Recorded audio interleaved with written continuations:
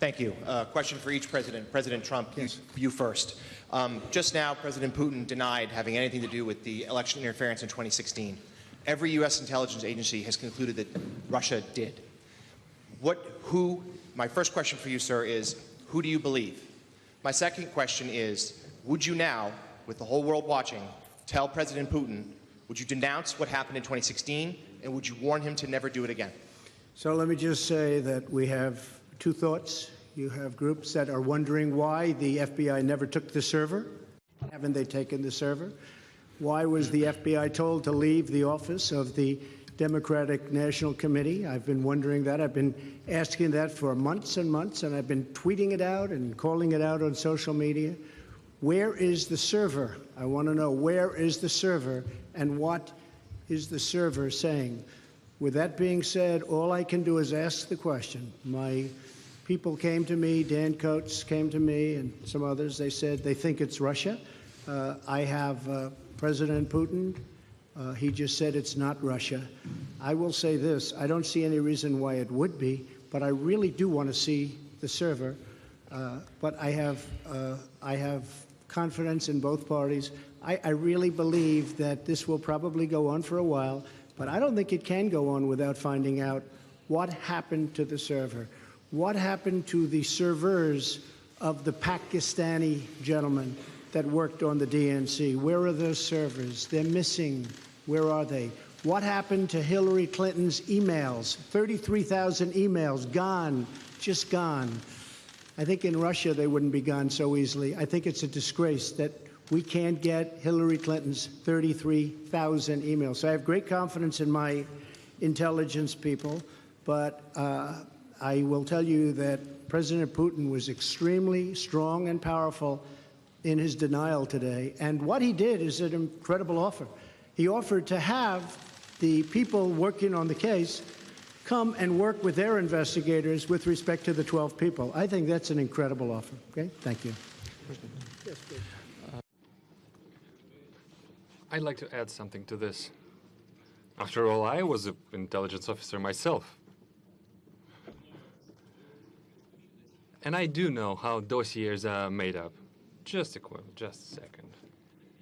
That's the first thing. Now the second thing. I believe that Russia is a democratic state, and I hope you're not denying this right to your own country. You're not denying that United States is a democracy. Do you believe United States is a democracy? And if so, if it is a democratic state, then the final conclusion in this kind of a dispute can only be delivered by a trial, by the court, not by the executive, by the law enforcement. For instance, the Concord company that was brought up is being accused. It's been accused of interference. But this company does not constitute the Russian state. It does not represent the Russian state. And I brought several examples before. Well, you have a lot of individuals in the United States. Take George Soros, for instance, with multi-billion capitals. But does that make him, his position, his posture, the posture of the United States? No, it does not. Well, it's the same case. There is the issue of trying a case in the court, and the final say is for the court to deliver. We are now talking about the private, the individuals, and not about particular states. And as far as the most recent allegation is concerned about the Russian intelligence officers, we do have an intergovernmental treaty. Please do send us the request. We will analyze it properly and we'll send a formal response.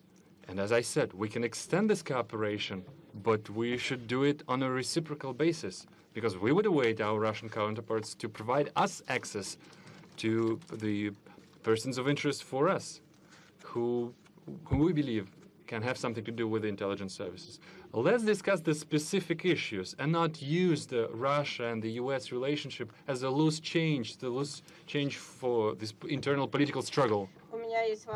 A question for President Putin. Thank you. Two questions for you, sir. Can you tell me what President Trump may have indicated to you about officially recognizing Crimea as part of Russia? And then secondly, sir, does the Russian government have any compromising material on President Trump or his family?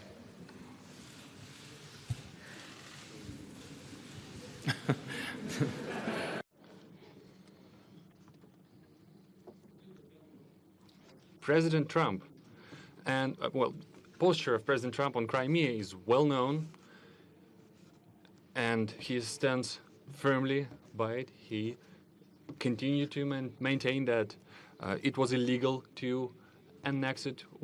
Our viewpoint is different. We held a referendum in strict compliance with the UN Charter and the international legislation. For us, this issue, we put paid to this issue. And now to the compromising material. Yeah, I did hear these rumors that we allegedly collected compromising material on Mr. Trump when he was visiting Moscow. Well, distinguished colleague, let me tell you this. When President Trump visited Moscow back then, I didn't even know that he was in Moscow. I treat President Trump with utmost respect. But back then, when he was a private individual, a businessman, nobody informed me that he was in Moscow. Well, let's take St. Petersburg Economic Forum, for instance. There were over 500 American